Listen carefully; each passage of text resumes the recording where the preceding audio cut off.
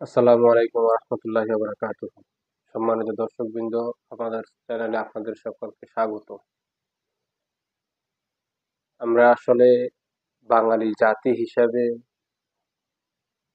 বাঙালি জাতির পিতা বঙ্গবন্ধু শেখ মুজিবুর রহমানকে আমরা সঠিকভাবে শ্রদ্ধা করতে পারি নাই, সম্মান দিতে পারি নাই।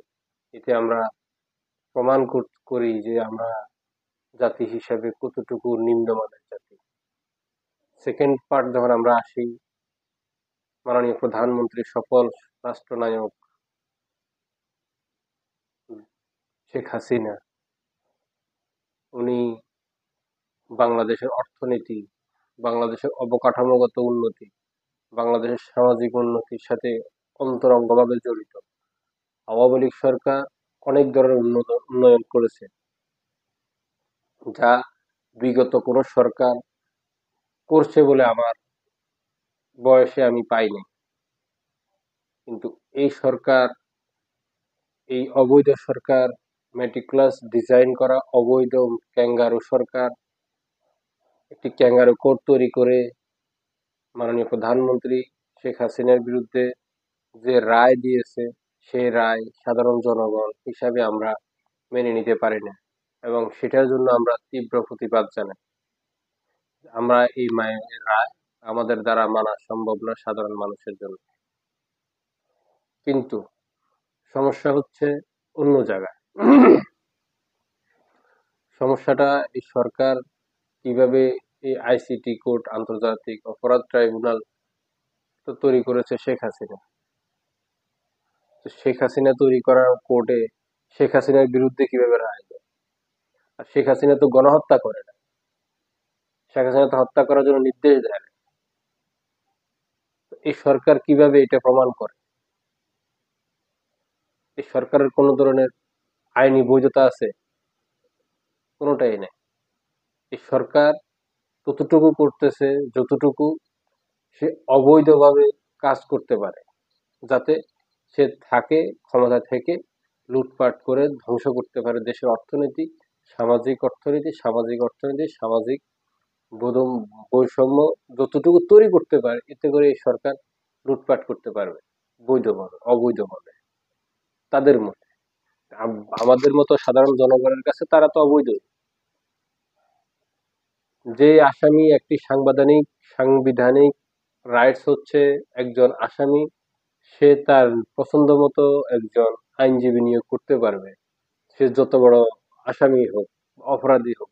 কিন্তু শেখ হাসিনার ক্ষেত্রে তো সেটা এই সরকার করতে দেয় নাই। শেখ হাসিনার ক্ষেত্রে সরকার করতে দেয় না। প্রসিকিউটর জামাতের রাজাকার রাজাকার দলের বিতর্কিত প্রসিকিউটর, আবার সেম আইনজীবী তো নিয়োগ করে দিয়েছেন, রাষ্ট্র নিযুক্ত করছেন আইনজীবী, সেটাও জামাতের। তো এখানে রায় কিভাবে হয়? এখানে স্বচ্ছ বিচার কোথায় আছে? এই সরকার তো আন্তর্জাতিক মানদণ্ড নিয়ন্ত্রণ করে কোনো স্বচ্ছ বিচার করতে পারেনি, সেটাই তো তার ব্যর্থতা। আবার শেখ হাসিনার রায়ের দিন কেন বাংলাদেশের সাথে, বাংলাদেশের চিটং যে বন্দর আছে সেই বন্দর নিয়ে চুক্তি করতে হবে ডেনমার্কের সাথে? কেন আপনারা, এই সরকার কি পারে নাই 2-4 দিন অপেক্ষা করতে? এই সরকার কি পারে নাই বাংলাদেশের সাথে এই যে বন্দর নিয়ে চুক্তি করতেছে এটা কয়েকদিন অপেক্ষা করার জন্য?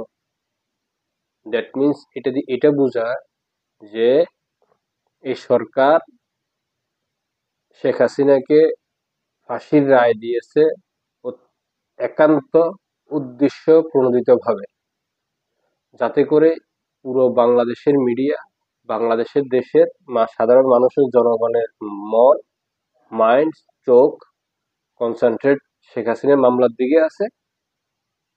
এর ব্যাক সাইড থেকে আমরা দেশকে বিক্রি করে দিলাম ডেনমার্কের কাছে। কেন বাংলাদেশের এটা কেন করতে হবে? অন্য কোনো অপশন নাই বাংলাদেশের কাছে? বাংলাদেশে এর আগে চলে নাই? চলছে। তো যেগুলা করতেছে শেখ হাসিনার সাথে, এগুলা তো ভিন্নভাবেই বোঝা যায়। ভিন্ন কেন, ক্লিয়ারলি বোঝা যায় এটা, যে এই সরকার উদ্দেশ্য প্রণোদিত ভাবে আওয়ামী লীগের উপর অত্যাচার, নির্যাতন, নিপীড়ন করতেছে। এই সরকারের কোনো বৈধতা নেই, এই সরকারের কোনো জনপ্রিয়তা নেই বিধায় এই সরকার আওয়ামী লীগকে দমানোর চেষ্টা করতেছে। আওয়ামী লীগকে দমিয়ে কি করতে পারবে এই সরকার? কিছুই করতে পারবে না।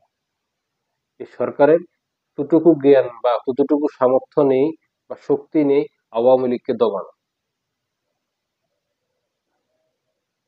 দমানোর মতন ক্ষমতা এই সরকারের নেই। এই অবৈধ ক্যাঙ্গারু এই সরকারের নেই।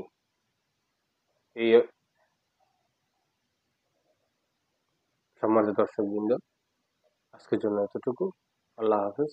আসসালামু আলাইকুম।